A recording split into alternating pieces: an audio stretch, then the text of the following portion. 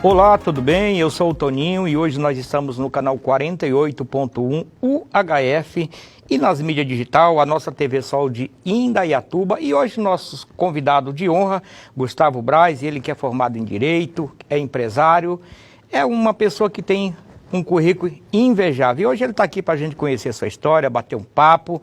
Gustavo, seja bem-vindo, é honra te receber no programa Toninho, eu que agradeço o convite, a oportunidade de estar aqui falando com o senhor, com a audiência, com todo mundo. Me sinto lisonjeado, eu fui presenteado por Deus, por vir até Indaiatuba, não sou nascido aqui, estou aqui há 16 anos, e sou da cidade de Pindamonhangaba. As pessoas conhecem mais porque o nome é extenso, né? É famoso, o pessoal faz piada com o nome. E vim parar aqui, vou ficar feliz de compartilhar um pouco da minha história, o que me trouxe aqui, quanto tempo eu estou aqui, como que eu cheguei até aqui, né? O que eu desenvolvo aqui na cidade.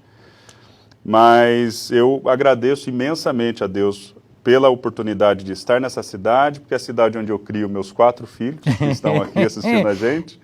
Essas crianças lindas que aqui se encontram, assistindo aqui de camarote. Exatamente, é o Pedro, a Alice, a Olivia e a Cecília. Um beijão, e a minha esposa também, já deixo um beijo aqui para ela. Mas não pode esquecer não, viu? Senão o bicho pega quando chegar em casa, viu? Maravilha, obrigado pelo convite. Eu posso chamar de professor? Pelo amor de Deus, sim. O professor, Indaiatuba é uma cidade muito boa para se morar, para criar os nossos filhos, é uma cidade que realmente a gente pode dizer uma cidade de primeiro mundo, uma cidade no país que nós vivemos, chamado Brasil, uma das melhores para se viver. Eu costumo falar isso para os meus alunos. Eu, como dou aula de inglês há mais de 25 anos, um pouco da minha experiência pessoal é justamente com vivência internacional. Eu já vivi fora do país, já visitei outros países. Que nós vamos falar daqui a pouquinho sobre esse assunto. Também. E eu posso dizer que, comparado a outros países, nós estamos em uma cidade que não deixa a desejar para nenhuma outra cidade de país desenvolvido da Europa. Eu vou dizer que nós estamos em um local privilegiado. Portanto, quem está buscando qualidade de vida, e isso é o que me inspira, inclusive, né, ser um apaixonado por Indaiatuba, e ter orgulho de ser brasileiro, é mostrar que como o nosso país é rico, é bonito, tem grande potencial, pessoas altamente capacitadas, veja aqui na minha frente aqui o seu Toninho, uma história linda, uma pessoa talentosíssima, e nosso país é isso. Indaiatuba é a cara do Brasil, é isso que eu digo. Aqui nós temos pessoas dos estados do sul, principalmente Paraná. Muitas pessoas dos estados nordestinos, como o senhor é um deles. E nós convivemos muito bem aqui. Essa mistura toda faz com que Indaiatuba seja essa cidade especial, diferente. Comparada com até outras cidades vizinhas aqui, a gente percebe o quão para frente essa cidade é. E eu tenho certeza que é em função, uma das questões, dessa diversidade cultural que nós temos aqui na cidade. Inclusive, professor Gustavo Braz, estamos criando aí um projeto, vamos colocar em pauta, para que se crie o Dia do Migrante em Indaiatuba, e nesse dia a gente faça uma feira e a gente possa produzir uma gastronomia de todos os estados. Então, estamos aí nessa... Eu acho que a ideia é maravilhosa, porque o que nós mais temos aqui é uma bagagem cultural e o quanto que a gente pode compartilhar aqui com todos aqui da cidade. Eu acho isso maravilhoso, perfeito. É bacana. Então, a gente está aí nessa... Estamos aí dando os primeiros pontapé inicial, maravilha. Depois vamos falar com o prefeito, vamos buscar parceria, porque tudo é parceria. Tudo é parceria. E então a gente está aí nesse propósito, né? Porque é uma cidade imigrante, aqui quase... 90% da população veio de outros estados. Perfeito. Então, isso é legal. Professor Gustavo, o senhor também é corretor de imóvel. Então, eu queria que você falasse um pouquinho como o senhor trabalha, como funciona, como o senhor atua nesse segmento. Bom, veja bem, a minha atuação profissional principal, é na área da educação de línguas, com a escola que eu, juntamente com a minha esposa, fundamos aqui na cidade há aproximadamente 16 anos, da qual temos muito orgulho, a ASSET. Uma escola nossa, método nosso, material nosso, uma escola brasileira, uma escola indaiatubana, uma escola que nasceu aqui. E a minha atuação como corretor de imóveis, ela remonta à minha adolescência, quando eu tinha 13 anos de idade que eu comecei a trabalhar. Não foi meu primeiro emprego, porque eu já trabalhei antes disso, mas foi talvez ali a minha principal escola profissionalizante, vamos assim dizer, que eu trabalhei na imobiliária do meu tio, na cidade de Pindamonhangaba. Lá eu comecei aos 13 como office boy, e eu trabalhei ali por 10 anos, até os meus 23 anos. Até os 23 anos. Então eu tive toda a experiência de uma imobiliária. Vim para a cidade de Indaiatuba, eu estou cortando um pouco aqui a história, mas depois que eu vim para cá... Eu vou lhe perguntar detalhes por detalhe. A gente vai chegar cada lá. Função que o senhor me passou, que o senhor fez, eu vou lhe perguntar sobre ela, viu? Maravilha. Mas aí quando eu vim para cá, a gente focou na escola. Então as pessoas aqui na cidade, elas me conhecem mais pela escola. Pela escola. Como professor de inglês. Aqui da cidade. Mas eu atuo sim como corretor, mas não em imóveis, lotes ou casas, né? Eu procuro prestar uma assessoria para proprietários de glebas que têm intenção em realizar loteamentos.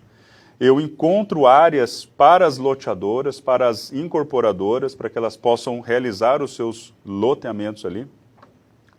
E, por exemplo, um trabalho mais recente que nós fizemos agora, eu não posso falar quem são as partes por questão de sigilo profissional, mas já está realizado.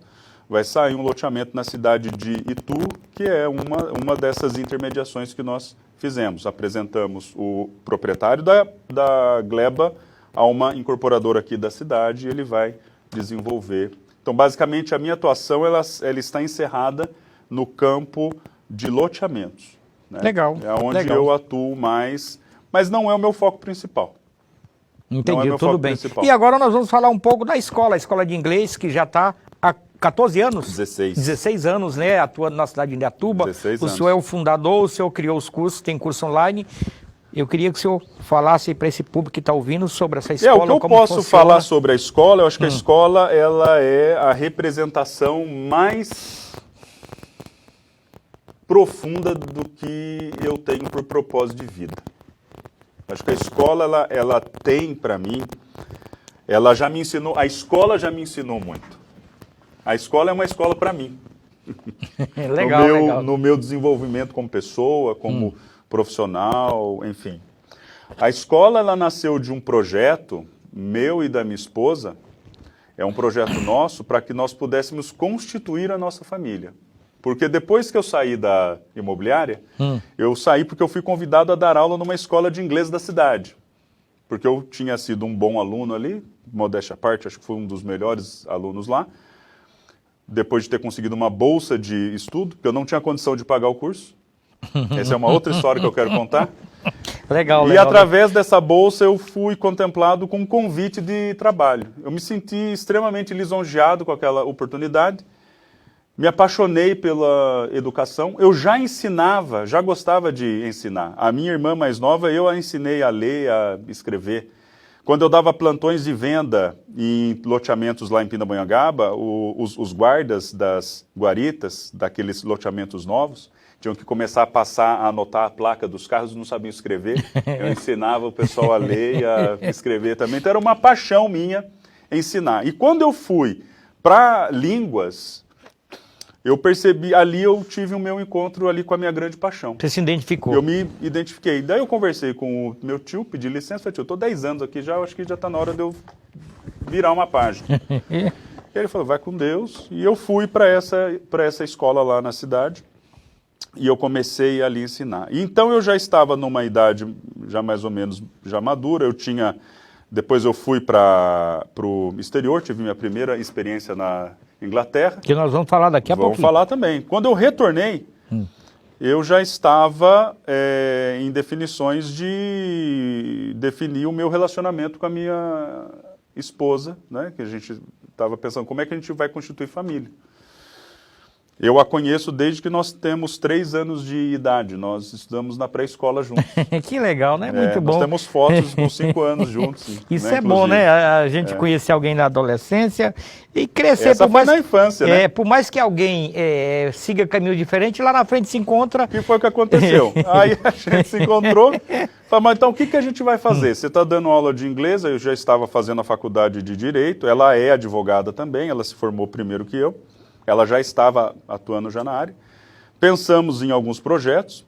Ali também já foi o começo da minha preparação de entendimento de como seria a preparação para abrir um negócio. Essa é uma outra atividade que eu adoro fazer, que porque daqui a pouco acaba nós vamos sendo falar. Exatamente ensinar as pessoas a olharem os seus projetos de negócio. E muitas vezes as pessoas vêm perguntar coisas para mim, escutam que eu não gosto, mas é o que precisa saber. A partir daquele momento eu aprendi algumas coisas, tive a bênção de receber instruções valiosíssimas de um grande executivo da Alcoa, por sinal meu sogro. Meu sogro recebeu todo o treinamento para ser um grande executivo da Alcoa e tudo que ele aprendeu ali, ele transmitia para mim. E aquilo foi decisivo para o nosso sucesso também. Que bacana. Então eu aprendi muita coisa ali com ele. Eu apliquei muita coisa na escola, que eu aplico até hoje, na gestão, principalmente de pessoas. E isso fez muita diferença para o nosso sucesso. Então eu e minha esposa decidimos abrir uma escola de inglês, porque a gente viu que era um bom negócio para a gente fazer. Por um ano nós ficamos procurando onde fazer isso, porque eu morava em Pindamonhangaba e ali em São Paulo. Eu não queria abrir em Pindamonhangaba, apesar de ser mais conveniente, porque eu já era um professor conhecido. Sim. Eu era querido, era bem quisto. Só que eu não achei aquilo moral. Porque se eu o fizesse, eu estaria fazendo uma concorrência direta com a escola que me deu a primeira oportunidade de vida. Você me entende? Sim, aí a gente acaba se sentindo meio constrangido, né? Você me entende? Sim. Então, essa foi um dos fatores principais pelo qual eu decidi não fazer isso lá na minha cidade, que eu poderia ter feito isso lá. E até porque, momentos antes, um grupo de outros professores já tinham também aberto uma outra escola, saído daquela escola e aberto concorrência. E foi muito traumático, muito chato aquela situação, e eu não quis aquilo para mim. Falei, não quero fazer parte disso. Fui atrás de uma outra cidade, eu e minha esposa. Por um ano, o nosso namoro era visitar cidades no interior de São Paulo para identificarmos o melhor lugar para abrir a nossa escola. A gente decidiu, nós perfilamos a cidade ideal, ou seja, criamos os critérios que iriam determinar qual seria a escola, a cidade que iria nos receber. Com aquelas características, a gente comprou o mapa do estado de São Paulo. Começamos a falar só, essa tem um perfil, essa tem um perfil, essa tem um perfil. Com base em dados de IBGE, uma série de coisas, essa tem perfil, essa tem perfil, essa tem perfil. Um ano visitamos o interior de São Paulo. O nosso dinheiro de namoro era para visitar cidades em São Paulo, aos finais de semana. Voltando, acho que de Americana, uma vez que a gente foi visitar, que depois no futuro a gente viria abrir nossa terceira unidade lá em Americana, mas isso foi antes, né? Foi bem no começo. Voltando de lá, a gente viu a placa para Indaiatuba. E a gente falou, essa cidade a gente não colocou na lista. No plano de ação. Por que a gente não colocou ela na lista? Não sei, mas parece que ela tem os dados. Não, peraí, os dados dela são muito bons. Ah, não, vamos lá agora. A gente deu meia volta e viemos para cá.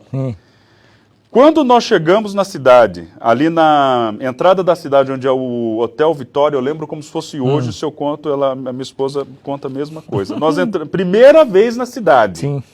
Nós entramos ali naquele Hotel Vitória, passamos o Hotel Vitória, tem uma placa ali do Summer Ball, há muitos anos que fica ali, que fala, ufa, ainda bem que você chegou.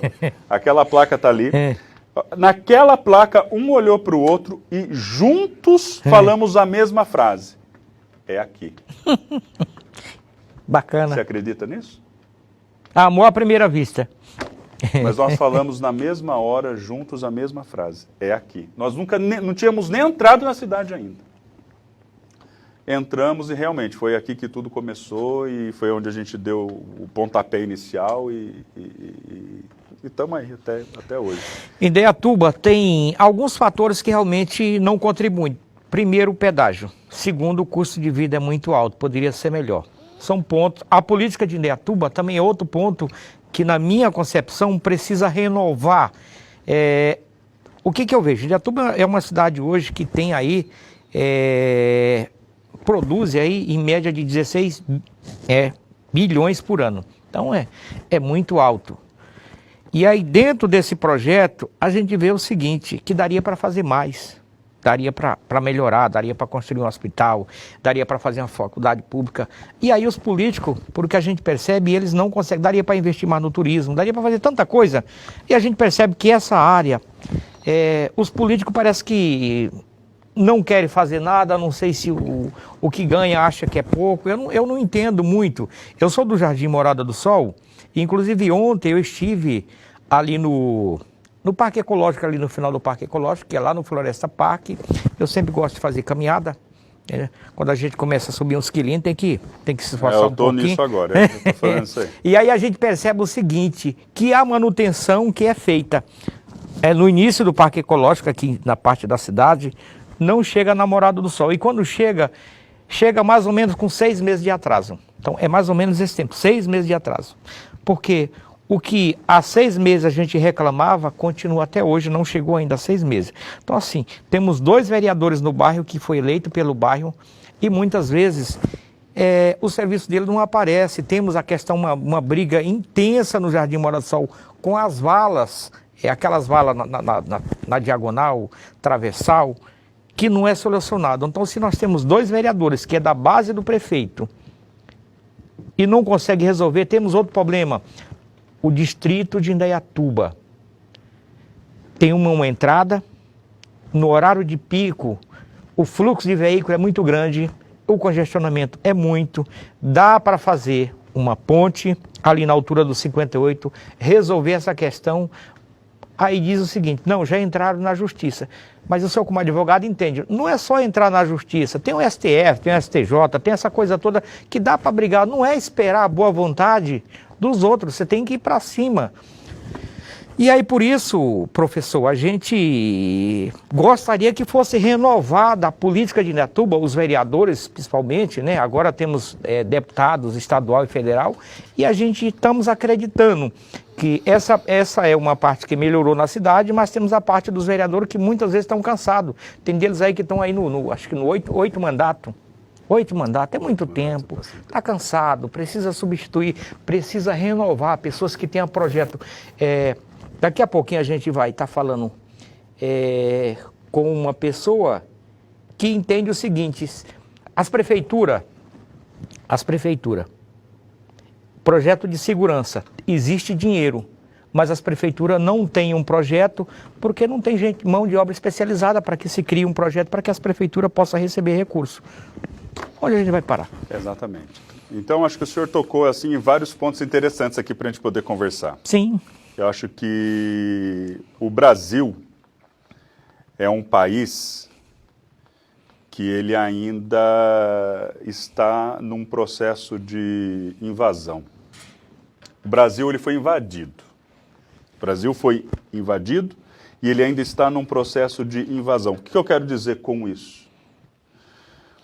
Quando da chegada dos europeus aqui, que foi um processo de invasão e não de descobrimento, porque já morávamos aqui, nós já estávamos aqui. Sim. Essa terra já tinha dono. Quando eles chegaram aqui, e aquela força de invasão, ela veio tomando todo o nosso país, aquilo se criou uma cultura do mais forte tomar do mais fraco. Ali é o berço, é onde se origina a cultura do mais esperto nesse país. Que sempre alguém quer passar por cima de outro alguém. A gente ainda está vivendo essa consequência lá de trás. Consequentemente, um dos fatores que me entristece muito no nosso país, é isso que falta vontade política realmente, e é o fator preponderante, determinante de transformação social de qualquer lugar e qualquer país nesse planeta, que já foi transformado profundamente, passou por uma avenida, que se chama educação. É onde aqui não acontece. Portanto, aonde eu quero chegar? Eu quero chegar aqui. Nós, sim, podemos ter representantes, talvez, cansados. Podemos ter, talvez, representantes despreparados. E talvez isso seja um dos fatores, inclusive, das coisas não acontecerem. Às vezes não é por... As pessoas já olham até pelo lado negativo, às vezes pelo mal, às vezes. Não, às vezes a pessoa não está mal intencionada, ela não sabe fazer. E nem tem boa vontade. Pode acontecer. O que falta? Falta a população cobrar. O que eu creio é na transformação social das pessoas, elas realmente entenderem qual é a função, a real função dos entes políticos. Qual é a verdadeira função de um prefeito? Qual que é a verdadeira função de um vereador? Porque se assim eu não souber, se eu não souber exatamente qual é a função que exerce cada ente desse, eu não sei cobrar. Eu não sei exigir aquilo que deve ser exigido.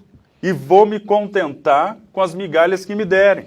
Exatamente. Pelo fato de eu ainda ignorar a verdade como se joga o jogo. Eu costumo brincar com os meus alunos o seguinte, existe um jogo de tabuleiro chamado gamão. O senhor já ouviu falar, não? Não, senhor, não conheço. Poucas pessoas conhecem. Eu sei jogar gamão. Se eu montar um tabuleiro de gamão e colocar o senhor para poder jogar gamão comigo, quem vai ganhar? É, com certeza, aquele que conhece, que domina, né? Perfeitamente. Então, o jogo de gamão é a política.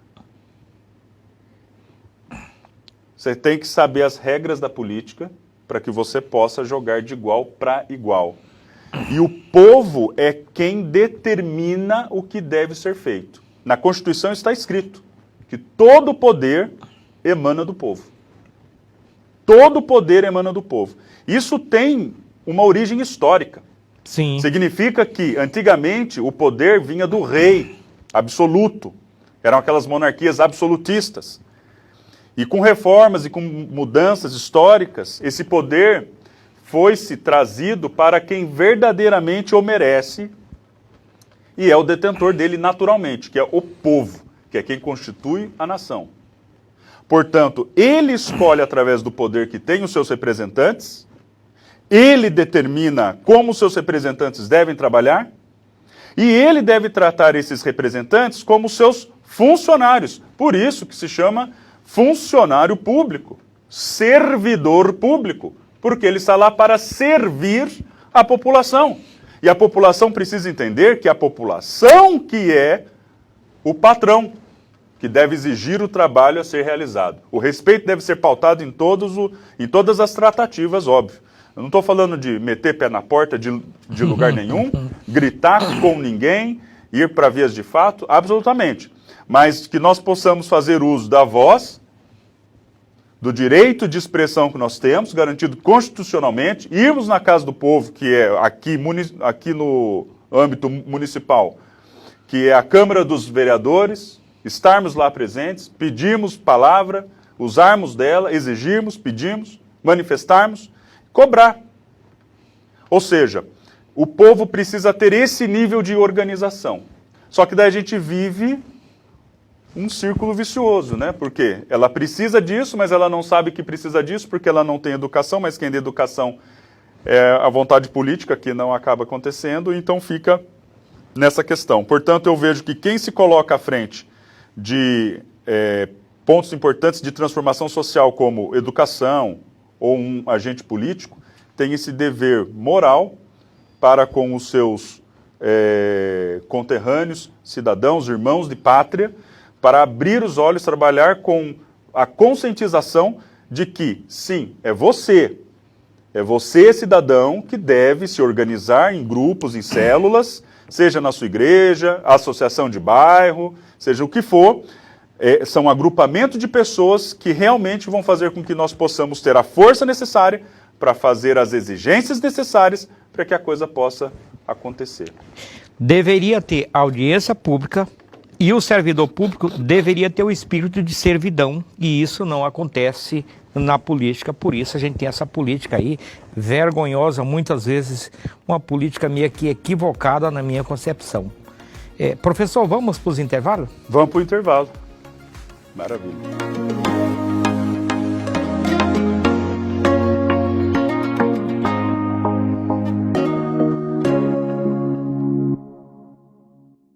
Toda família precisa de um espaço para ter uma vida tranquila e saudável.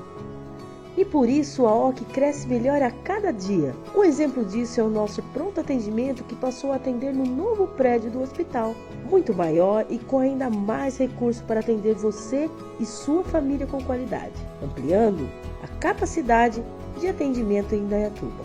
Novo pronto atendimento OC. Mais espaço e estrutura para cuidar de você e de sua família. Assista todos os dias, aqui na Claro TV, Canal 8, o programa Papo Sol com José Carlos Toninho. Um programa de entrevistas com muita informação e entretenimento.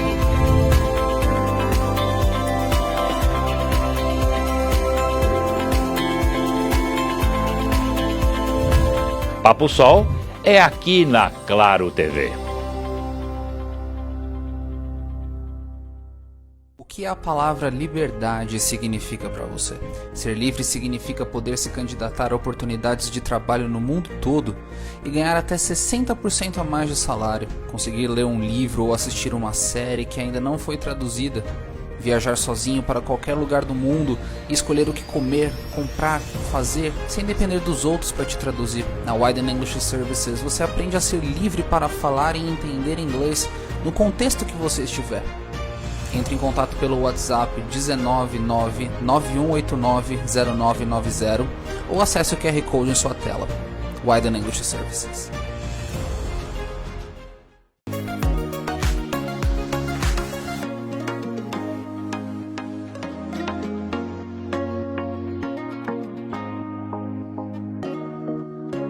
Voltando dos comercial, o nosso convidado de honra de hoje, Gustavo Braz, ele que é formado em Direito, ele que é professor, é gestor, e hoje nós estamos aqui abordando alguns assuntos, falando de política, falando de trabalho, falando aí corretor de imóvel, ele que tem uma belíssima história, um currículo aí invejável, está aqui para a gente conhecer a sua trajetória, ele que já está em Indaiatuba há 16 anos, é fundador de uma escola, tem realmente bastante bagagem. É um pouquinho de...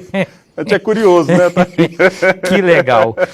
Falando de gestor de tráfego e conversão, como o senhor tem aí atuado, de que forma, para que o pessoal... Essa é uma função nova no mercado. Essa é uma função nova no mercado. Muita gente não conhece ainda. Então, o senhor, como desenvolve também essa função, eu queria que o senhor falasse um pouquinho para os nossos internautas. Eu gostaria de entrar nesse assunto importante. Eu queria dizer o seguinte: essa função eu acabo exercendo por exclusividade da minha escola. Da sua escola. Então, veja bem, nós temos a escola, temos um escritório de advocacia aqui na cidade, onde eu não atuo. Eu sou sócio, mas eu não atuo diretamente nele. Lá temos uma sócia, a minha esposa é sócia lá. Então é uma segunda empresa. Temos uma outra empresa da família, que a minha esposa é sócia, que é uma empresa de consultoria, que é a Quantum. E veja, naturalmente nós como empresários, nós temos uma necessidade específica, que é a necessidade de trabalharmos um aspecto estratégico dos nossos negócios, que é o marketing. O marketing ele mudou drasticamente nos últimos, olha, eu vou dizer 5 anos, mas vem um pouco mais, mas eu vou dizer nos últimos 5 anos houve uma mudança assim tremenda. E eu acho que as agências de marketing elas sofreram bastante também com essa mudança. Eu vou falar o porquê.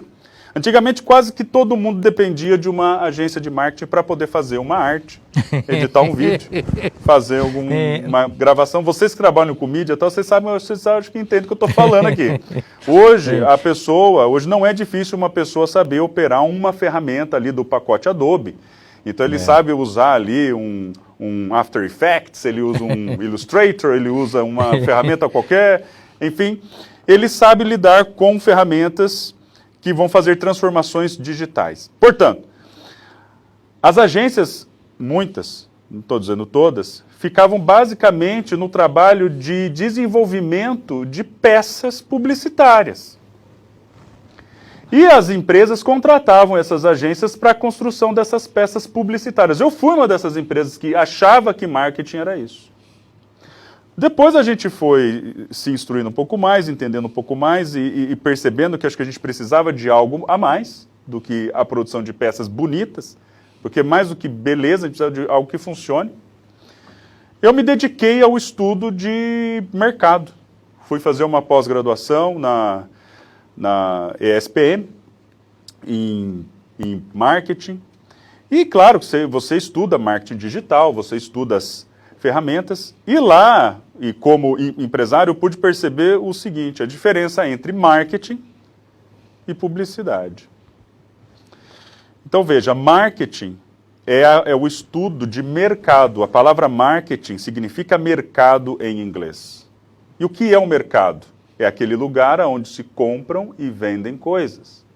Onde tem pessoas que compram e vendem coisas.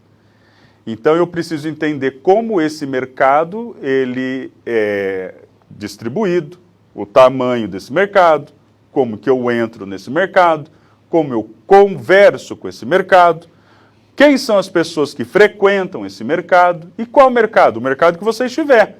Eu, por exemplo, atuo em 3 mercados diferentes. O mercado de educação de línguas, o de advocacia e o de consultoria. Então, quem são os players desse mercado? Então, quando você começa a fazer o estudo de mercado, você começa a entender qual é o market share, ou seja, o tamanho do mercado de negócios gerados naquele segmento. Quanto que você quer atingir? Se você tem a capacidade para atingir, qual é a sua estratégia para chegar naquele grupo de pessoas e tudo mais, você começa a entender o que realmente é o estudo de mercado. Depois eu fui ver que criar as campanhas nas redes sociais, com devido respeito a essa operação, ela é um mero apertar botões. A questão é quais botões apertar. Para quem que eu vou mandar aquela comunicação? Como que eu mando? Por quanto tempo? Quanto que eu invisto? Em que área? Portanto, de uma necessidade nossa, nasceu um estudo nosso de desenvolver esse trabalho e para empresas pequenas e até médias. Eu até prestei serviço já para empresas aqui em Valinhos. Eu montei o planejamento estratégico de uma empresa alemã aqui em Valinhos.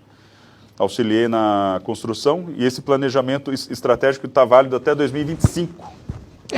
Vai longe. Até 2025 agora. Fizemos a reestruturação de pessoas deles da América Latina, México, Peru e Brasil. Então nós fizemos essa reestruturação de pessoas e isso tudo à luz do entendimento do mercado que eles querem atuar. Então tudo isso influencia em mercado e em marketing. Portanto, da nossa necessidade nasceu o nosso entendimento de como atuar e, portanto, a gente percebeu que poderíamos ajudar empresas menores. Legal, e desenvolver isso. Bem bacana. E hoje isso. É uma das ferramentas aí muito importante, não dá para viver sem ela, porque ela trabalha para você, o que você precisa é aplicar, né? Sem o Google e sem sem essas ferramentas toda aí social que hoje realmente está aí à disposição para a gente ganhar dinheiro, para a gente investir. Exatamente. Né? E uma das principais que a gente pode dizer, tem gente que diz assim, mas não dá mais para a gente investir aí no Facebook, Instagram, mas essas são as principais ferramentas. Tá? Só que tudo tem que ser ferramenta paga. Não adianta você achar que de graça você vai alcançar seus objetivos. Não. Ferramenta paga te dá um retorno naquilo que você realmente precisa. Mas poucas pessoas conhecem isso. Exatamente. É um mercado novo, mercado novo que quem quer aí melhorar, que quer melhorar sua gestão, que quer melhorar seu negócio, precisa investir nessa ferramenta, né? Uma ferramenta nova que veio para fazer a diferença, né? E uma vez que você investe, com certeza o resultado vai vir, e com certeza esse é o caminho, tá? Professor, vamos falar em um assunto aqui que realmente hoje, dia 20, 70% das crianças, talvez esse número não seja um número exato, mas uma grande parte das crianças hoje não foram para a escola por conta dessa onda aí dessa tentativa aí de que a gente diz assim, vamos fazer uma colocação aí dessa onda que vai ter massacre, que vai ter aí extermina essa coisa. Aonde nós vamos chegar, na visão do professor, o que a gente pode fazer para que um país como o Brasil, que tem uma segurança realmente à altura, chegarmos nesse ponto? Bom, eu acho que o número que o senhor colocou de 70% foi até bastante conservador, porque na sala de uma das minhas filhas aqui, ela foi a única aluna da sala, então passou de 90%. Meu Deus! Passou de 90% de ausência. Na sala de outros, apenas 2 e de outros 3 alunos apenas. Ou seja, muita gente não foi à escola hoje. Meus filhos foram. Estão aqui, o senhor está vendo? Estão aqui de uniforme ainda. Eles foram. E aí o senhor me pergunta por que disso tudo. Eu tenho a minha opinião formada, mas não significa que eu tenha a resposta. Eu tenho só uma opinião, né? É uma opinião. E a minha opinião está baseada no fato de que essa onda de violência ela ocorre porque esse é o sinal do fim da família. As famílias acabaram. Nós não temos hoje famílias estruturadas. Nós não temos hoje pais que consigam controlar os seus filhos. Nós não temos hoje famílias que sabem o que os seus filhos estão fazendo, pensando, tramando. Porque para uma criança ou um adolescente sair da sua casa armado e chegar na escola e fazer o que fez, essa violência, ela começou lá em casa. Lá em casa, quando essa criança ela não recebeu atenção, quando os pais não sabem o que essa criança está fazendo, carregando, pensando, estruturando. O que essas crianças estão assistindo na internet, a atenção que esses pais estão dando para essas crianças. E muitos de nós estamos culpando que a geração dessas crianças hoje está perdida e que a culpa é deles.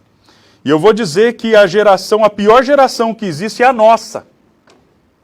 Porque é a nossa geração que é responsável por essa geração que está fazendo o que está fazendo aí. É a geração de pais porcarias. Pais que não têm. Pais que não têm o mínimo de firmeza para tratar com o filho. Que achando que o filho vai ficar tristinho, beiçudinho, vai ficar chateadinho, e o filho controla o pai. E o senhor sabe que numa casa onde os filhos controlam os pais, ali está acabado. Ali está acabado. E o relacionamento dessas crianças de hoje, quando tiver um relacionamento entre marido e mulher, como é que vai ser? Não vai ter. Não vai ter, porque eles não têm base de constituição familiar. Não vai ter. Vai ser todo mundo vivendo, todo mundo é de todo mundo e ninguém é de ninguém. A coisa está dessa forma, as pessoas não estão entendendo mais, não dão mais valores, e por mais que possam falar assim, mas os tempos mudam. Eu entendo que os tempos mudam, as tecnologias mudam, mas os valores são os mesmos. Os valores que mantêm uma sociedade de pé continuam os mesmos desde que o mundo é mundo até hoje e para sempre serão.